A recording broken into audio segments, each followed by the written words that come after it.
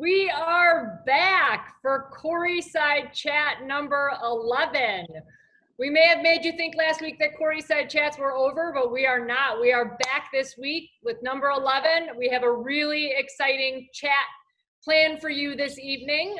For the first 10 Quarryside Chats, we have been on the south side of the park, which a few times in different chats we called the active side of the park. Tonight we have a great group out at the north side of the park, which is considered the passive side.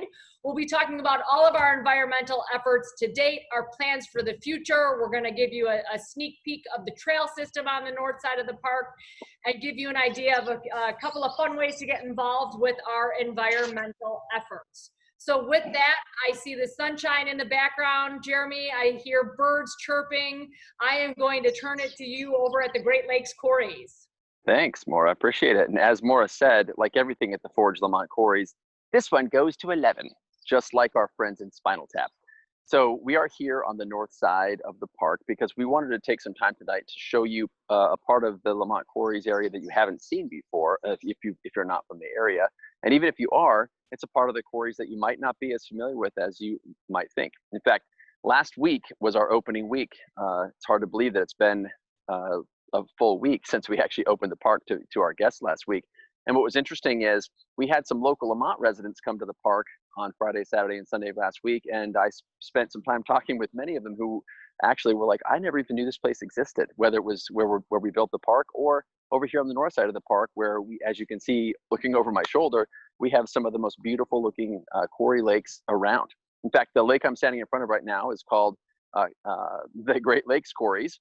There's a friendly, funny local Lamont's only name for it as well, which we won't teach you tonight. You can come out to the park and ask me what it is, and I'll gladly tell you there. But what's really neat about this part of the park is that these Great Lakes Quarries are surrounded by 2+ miles of this really beautiful looping trail.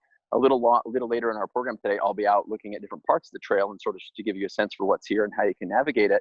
But it's just absolutely gorgeous. And the 2-mile looping trail that goes around these particular quarries actually starts and stops right at the main entrance for the active side of the park, where the 8 Towers Adventure, the 2 Towers Kid Zone, and everything else on the active side of the park actually is. So going back really quickly just to last week's opening, we really appreciate everyone, both in the local community and beyond, who came out to visit with us. We had a fabulous time opening the park and getting to know new friends as well as old friends alike. We were blessed in that we had 3 fantastic days, although Sunday we did get some interesting weather in the morning, which helped to stress test some of our systems and some of our operations processes and procedures. But we had great showing, great turnout for the vast majority of our guests. The experience was fabulous. Had all kinds of just joyful reactions from people, and so we're so happy that people have been able to come out and start enjoying the park. We'll be open again tomorrow morning, also Saturday and Sunday of this week, and then starting next Friday, we're open every single day from now and forevermore. So we can't wait to welcome you out to the park. Let's get back here for a moment or two and talk about the north side. So as you know, we always talk about the fact that the south side of the park is free to enter, but pay to play, right? If you want to climb the towers, or you want to ride the mountain bikes, or you want to put your kid in the 2 Towers Kids Adventure, or you want to use our paddle sports and things like that, you have to sign waivers, and we have liability insurance, and so you have to pay for those activities and those services. But on the north side of the park, it's free to enter and free to play, and always has been and always will be under the public-private partnership that the Forge Lamont Quarries has in place with the village and the township of Lamont. In fact, one of the things that we've pledged to do as a business here in Lamont is to continue to help to beautify, to restore, and to plant new plants, and hopefully introduce new both native species of plants and animals and fish and aquatic life back into this area that have been overrun and sort of pushed out by invasive species over the course of the last 100+ years. So one of the things that Chris and I love to do is to come out here and start working on marking and building trail systems. We have miles of new trails planned for the north side of the park here. I'm going to turn the mic over to Chris right now, who's going to give us a quick introduction to one of the areas where we've begun to clear some of the invasive species to build new trail, and where we're going to continue this fall. Chris? Hey, thanks, Jeremy. As you were just saying, there's about a 2.5-mile loop around the Great Lakes Quarries, and that's just kind of in front of me here.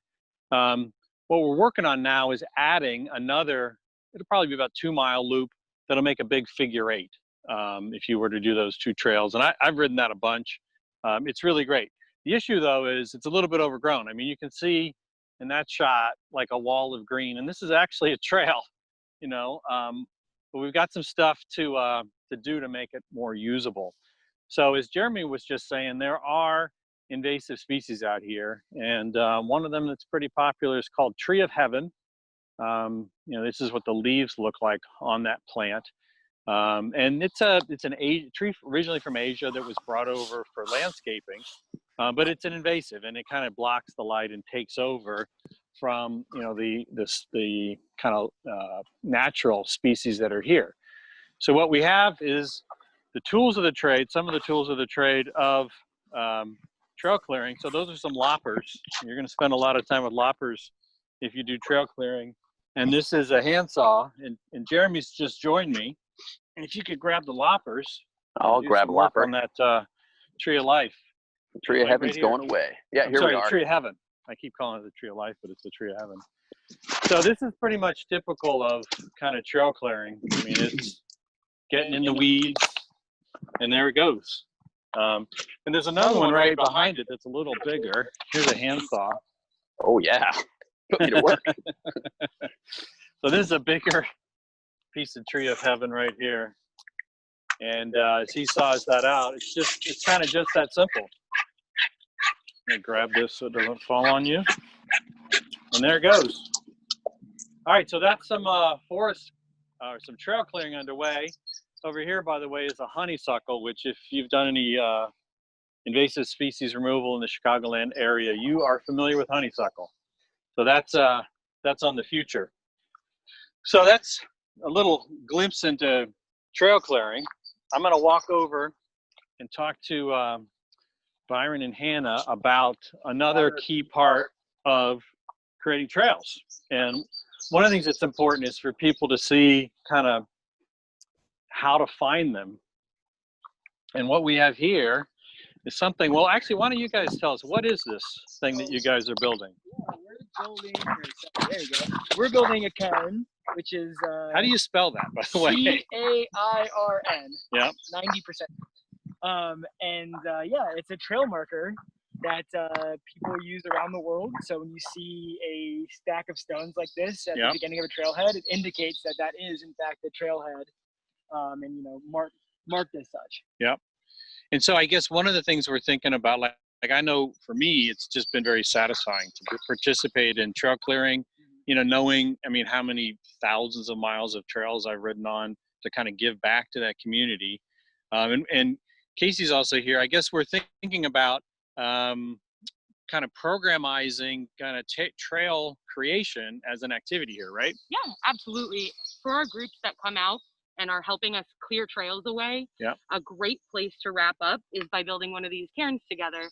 We have some really great team building activities that we program in around the building of the cairn, but it will sort of always stay here and signify that your group was here and excited to help build our trails. So what is it? So basically it's like the beginning of a Jenga game with rocks. Exactly, and one that you don't want to necessarily end like a Jenga game. So it's something that you want to try to make tall and identifiable, but stable, so that it can last for a little while. But they are of the land, and they go back to the land. They don't always last, and they change. People add more, and sometimes you'll see trailheads with many different cairns all around the beginnings and ends of them.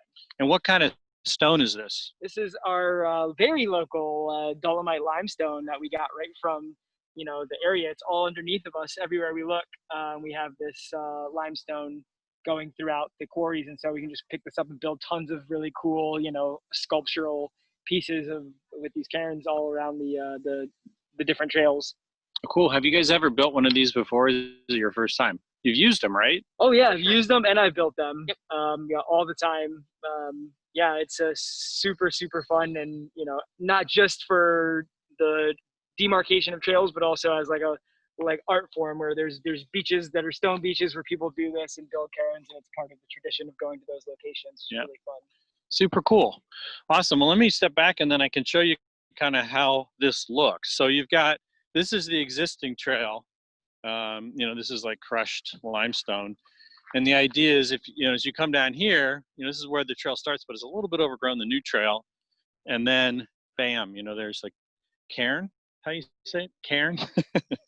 And that shows you this is the trail entrance. And then Yeah, what we're going to do, go ahead.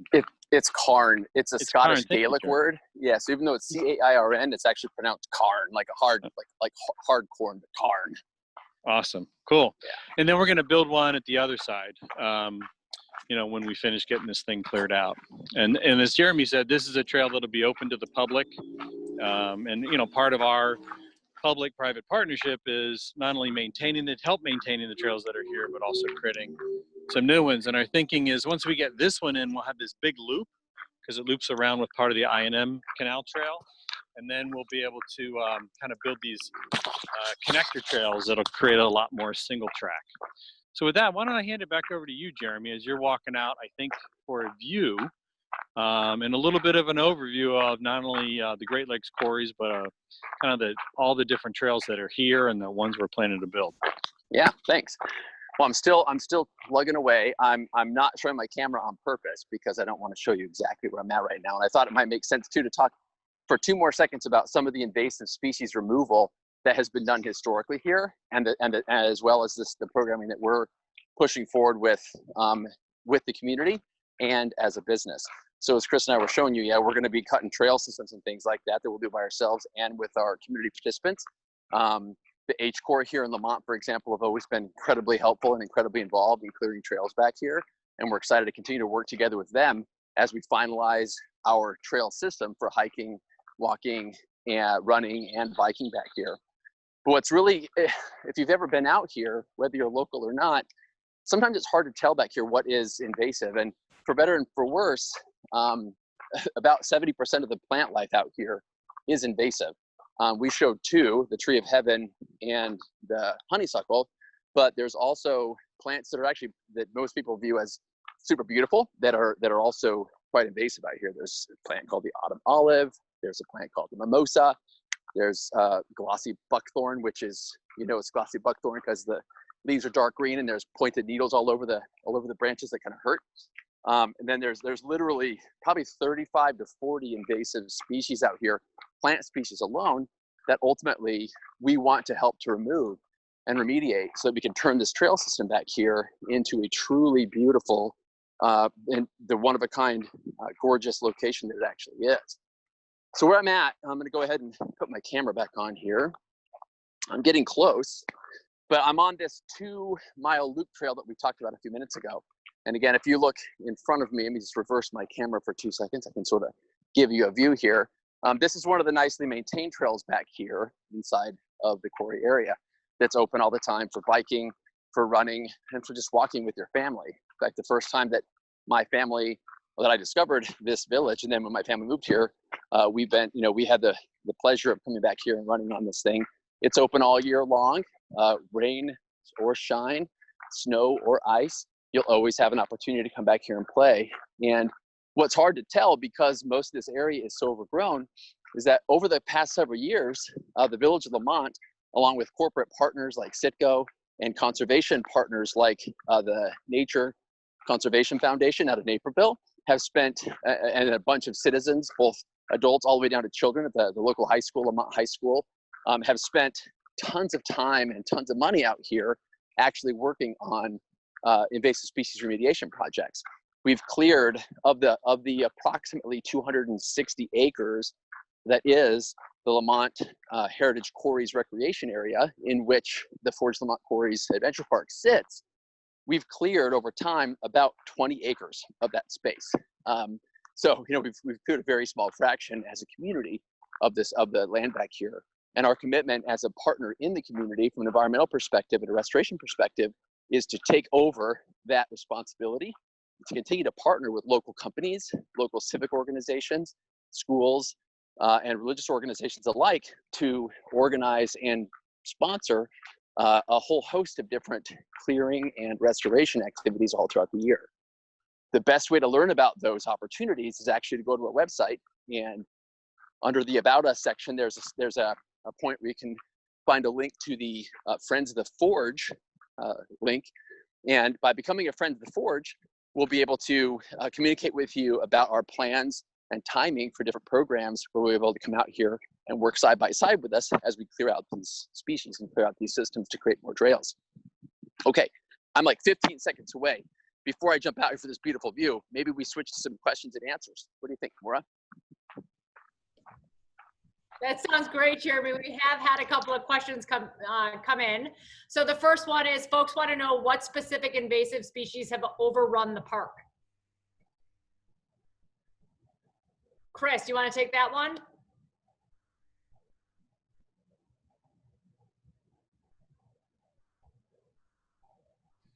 Sorry, I had my, I'm walking over to where Jeremy is. All right, the two biggest issues out here are buckthorn and honeysuckle. So we saw honeysuckle. You know, actually the place where I'm standing is one of the places where Jeremy mentioned that the community had done some invasive species removal. It wasn't that long ago that if you came to this spot, I mean, you couldn't see 2 feet, you know, and now, you know, you see this incredible pond. There's a heron that hangs out in here all the time that we see practically every day.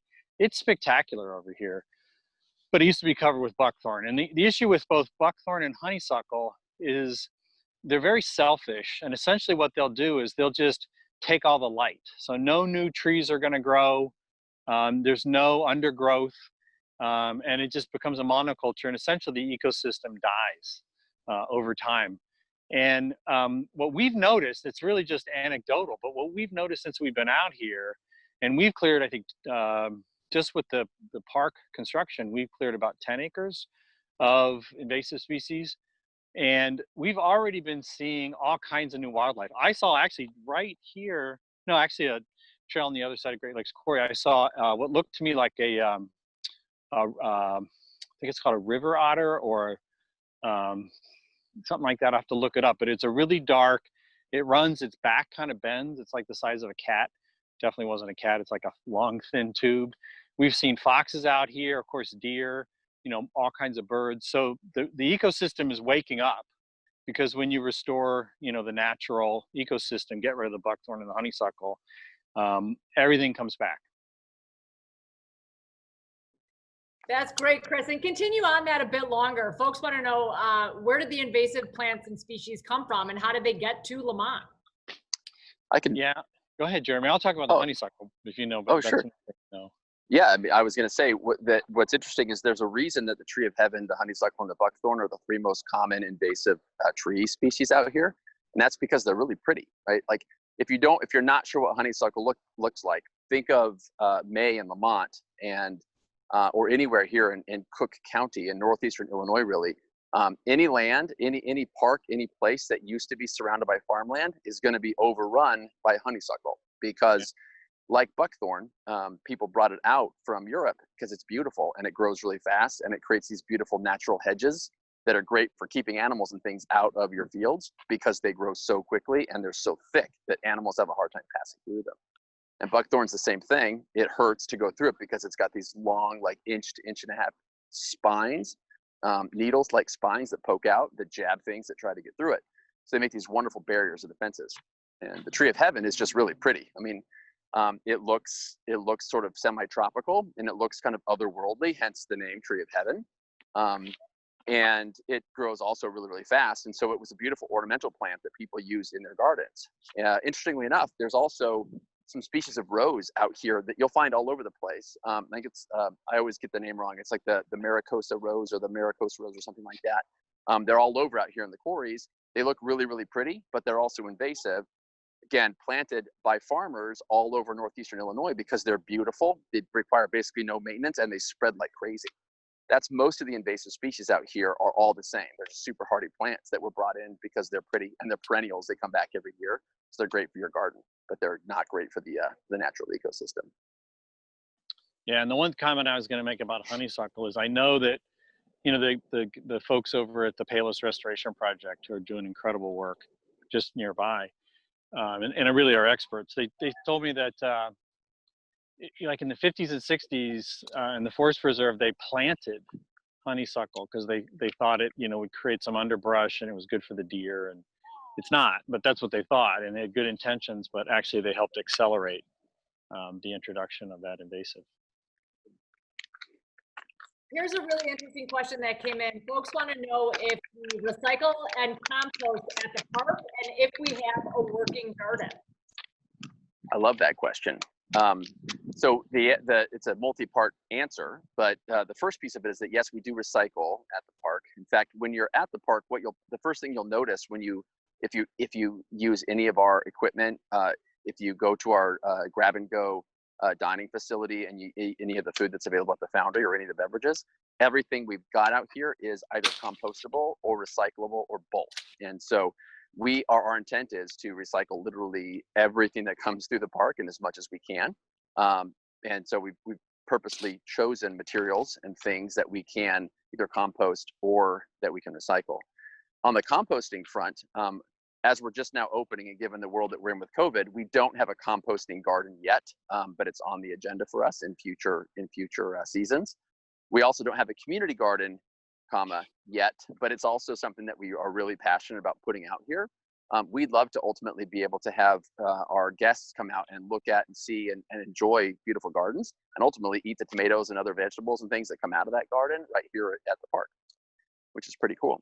The last thing we're also talking about with some of the local residents who are beekeepers is putting in basically putting in a few aviaries here. So a handful of beehives in the outer reaches of the park so that they'll be nice and sheltered and away from the public. But beehives, as I'm sure everybody has either heard or knows, are one of the most important and valuable pieces of an ecosystem. And what you tend to find is that when you introduce bees into an ecosystem, particularly one that's as large as this and also as diverse as this, as you also concurrently start introducing and reintroducing native plants and native species, they really help to accelerate the growth of the things you want in the park or in any open space. So we're excited to be putting those elements into the works as well. That's great. Jeremy, we had one guest who mentioned the kayakers they saw on the water behind you, and if you're able to fish in the quarries. Yes, you can. So one of the really neat things about the quarries on the north side of the park here is that there are 6 of them, and of the 6, at least 3 of them are easily accessible with kayaks and canoes and also electric powered boats. So if you're a fisherman and you've never been out here before, this is one of the greatest places to bring your small fishing boat that's got an electric motor on it and pop it into the water, either at Kruger Quarry, which is the west side of the Great Lakes Quarries, or over here where I started actually earlier today on this side of the quarries as well. You can drop your kayak, you can drop your canoe, you can drop your electric powered boat and enjoy the space out here, or fish. Obviously you need a license. This is a Department of Natural Resources monitored place, so if you don't have a license, you're probably you're running the risk of getting a pretty big ticket. But yeah, you can fish. And the lakes out here, the one that I'm on right now, its deepest points are just over 35 feet deep. And you may have heard in other conversation or seen it as a post on the village's website over the past few weeks. But the village, just through the Department of Natural Resources partnership, stocked this particular quarry system here, the Great Lakes Quarries, with over 4,000 fingerling walleye. It's deep enough here that it will support those fish, and they'll get quite big and be fun for anglers for years to come. There's also bass, catfish, crappie, bluegill. There's some pumpkin seed fish in here, and there's a few walleye that are still floating around from way back when they were introduced, 30 or 40 years ago or something like that, though they're really hard to catch and they're super elusive. Fantastic. Chris, I'm going to point this question towards you. We have one guest who said they don't know anything about invasive plants or invasive species. They do still want to come out and help with trail clearing though. Are they able to do that? Yeah, they should contact us. When we talk about the Forge, it's actually really 2 different organizations. There's the operations of the park, and then we've also set up an entity called the Forge Charitable Adventures, and that's really where the kind of civic good lives, and that includes invasive species removal, trail clearing, as well as educational programs on other things. So that would be the right group to contact, which is really us. I guess Jeremy, is there an email address we've set up yet for the Forge Charitable Adventures? Yep, all that stuff's available around the website. And the website itself for the Forge Charitable Adventures is just theforge.gives, or you can access it right from our website. Yep. Perfect. So next question we had come in, do guests have to pay to use the trails, the quarries, and picnic areas on the north side of the park? Not a single penny. Yep. Oh, Everything on the north, yeah, everything on the north side of the park is free to enter and free to play. perfect. Thank you for clearing that up. Next question we had come in. Do guests have to wear masks on the north side trails? It's a great question. So our recommendation would be to follow the protocols that have been put in place by the state of Illinois. So as you can see here, because I've mostly been standing by myself all afternoon, I don't have my mask over my face because I'm all alone out here. But I've got it so that as soon as I enter a place where there's going to be a group of people, or when I was over next to Casey and Byron and Chris, before I started talking with Chris and cutting down a tree there, I have my mask on. So we recommend that, like any other place right now, given the fact that COVID's a very real and serious threat to everybody, that you have your face mask, even if you're on the north side, and that you be prepared to use it if for no other reason, out of respect and courtesy to those around you. And we have mentioned a few times that we have COVID operations at the Forge Lamont Quarries. All of that information and the guidelines that we are maintaining within the park are available on our website, so make sure to check that out. We had a great question, and I love where this guest's head is at, because they're thinking, how can I take advantage of that great property, that great destination, that great location in the winter? This guest wants to know if the trails will be maintained in the winter and if they'll be able to do things like snowshoeing or cross-country skiing throughout the winter months. Yeah, do you want to take that one, Chris? Yeah, I've been out here a bunch in the winter. I know Jeremy has. I mean, a lot of people has. These trails are fantastic in the winter. Most of the time, you can run on them. I actually like running in deep snow. It's a great workout. So pretty much for me all the time. Cross-country skiing is definitely something you can do on these trails. With the way the weather's been lately, you generally only have about 3 weekends a year where you can do it. But when it's great, it's great. But as we've been saying, these trails are, free and open to the public. We're also planning to have fat tire biking available that we would rent at the Forge on the south side, so you can come over on the north side and ride these trails as well. Another activity that a lot of people enjoy out here in the wintertime is ice fishing. So all these quarries do ice over. Again, the number of weeks that anything in Illinois stays iced over anymore continues to dwindle, unfortunately. But we do see a lot of ice fishing out here during those periods, which is a lot of fun. As we get closer to the winter months, all of that information will be available on the website, so make sure to check us out for in-the-moment updates. Last question that came in before 30 minutes went by so fast. One guest wants to know, why is the park still closed during the week until August 1st? Oh, that's a wonderful question. The answer to that question is that we are still finalizing. We're putting the finishing touches on the last bits and pieces of the park. So, coronavirus has thrown a lot of wrenches and a lot of works for a lot of people this year. I mean, every one of us has been impacted, and our construction projects were also impacted by the coronavirus outbreak. And so there are a handful of projects. At this point, they're mostly landscaping related that have been pushed out a few extra weeks. We wanted to be able to open as soon as it was safe to do so. And so that's why we opened up last Friday. And that's why we're just open Friday, Saturday, Sunday this week as well, because we have 4 more days next week where we're going to be putting the last final finishing touches on the mount, actually, on our outdoor amphitheater. And then we'll be open forever, and we'll just be into maintenance mode, right? And continuing to beautify and improve the active zone, the adventure park itself, as well as doubling down our efforts here on the north side of the park. Fantastic. So we are at 7 o'clock. That went by fast. I'm going to let you guys have the last words before we wrap it up. All right, I'll take it. And what I'm going to do is just give you a shot of this lake. And this is a small lake. It's kind of next to the Great Lakes Quarries, and then you can see we got a sunset down here. And I think Jeremy can show you a similar shot from his location. Absolutely. So I'm out here at really the center point of the large quarry here in the Great Lakes Quarries. There's a beautiful island in front of me, and if I just sort of keep panning around here, you can see that it just goes on and on and on. At that point down there in the middle of the lake here, sort of at the horizon line, that's actually where this particular quarry lake connects to the Kruger Quarry out by the front entrance of the park. And you can't see it from the vantage point where I'm standing right now, but from where Chris is, if he were to point out over the top of the lake, you can actually see the skyscraper tower and the East X Tower at the adventure park from where he's at. So When you're back here, though, it feels like you're 1,000 miles away from anything. It's quiet, it's peaceful, it's beautiful. So come out and enjoy the scenery, enjoy the fishing, enjoy the serene walking. And if you get tired, come over and have a drink or a sandwich or something at the Boundary.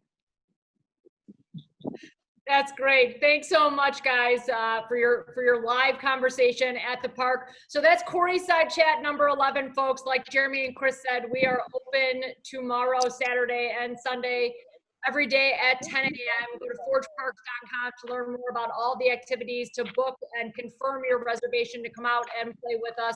Quarryside Chat number 12, who knows when or where it'll happen, most likely next week. We'll let you all know either on the website or our social channels, but we'll be back at some point next week with more great information and updates live from the park. Hopefully it will be as gorgeous of a night as it is out there tonight. You all are going to have a fantastic sunset, and thank you all for joining us. We will see you next week at some point.